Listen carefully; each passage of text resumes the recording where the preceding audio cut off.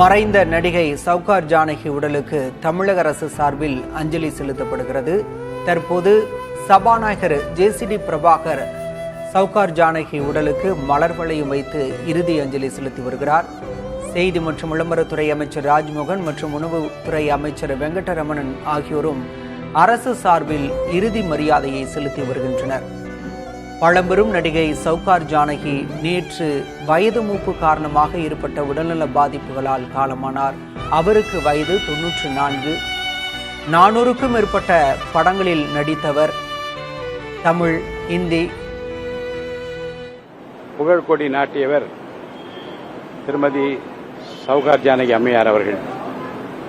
அந்த நீண்ட நெடிய திரைப்பட வரலாற்றில் ஒரு தனி முத்திரை பதித்தவர்.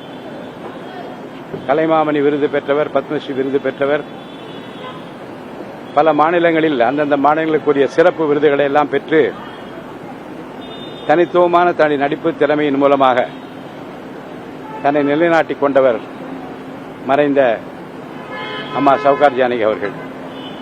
ரொம்ப தமிழிலும் நன்றாக பேசுவார், உச்சரிப்பு அவ்வளவு கச்சிதமாக இருக்கும். அதே போன்று ஆங்கிலத்திலும் சளைக்காமல் அதே அவருடைய ப்ரொனன்சியேஷன், அவருடைய ஆங்கில உபயோகிக்கின்ற வார்த்தைகள் அவ்வளவு சிறப்பாக இருக்கும்.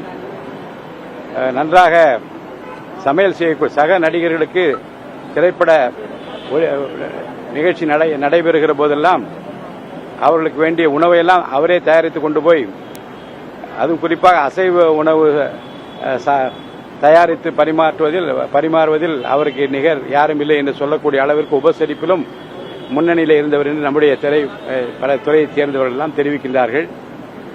ரொம்ப பழகுவதற்கு ரொம்ப இனிமையானவர், சிறந்த பண்பாளர். அவர் பிரிவால் வாடிக்கொண்டிருக்கிற அவர் குடும்பத்தாருக்கு என் ஆழ்ந்த இரங்கலை நான் தெரிவித்துக் கொள்கிறேன். திரைப்பட துறைக்கு ஒரு பெரிய இழப்பு என்று நான் கருதுகின்றேன். அவருக்கும் அவர் குடும்பத்தாருக்கும் நான் என்னுடைய ஆழ்ந்த இரங்கலை நான் தெரிவித்துக் கொள்கிறேன். தமிழ் திரையுலகினுடைய மூத்த கலைஞர், பல தலைமுறை நடிகர்களை, இயக்குநர்களை பார்த்த ஒருவர். தனக்கென ஒரு தனி முத்திரையான ஒரு நடிப்பு.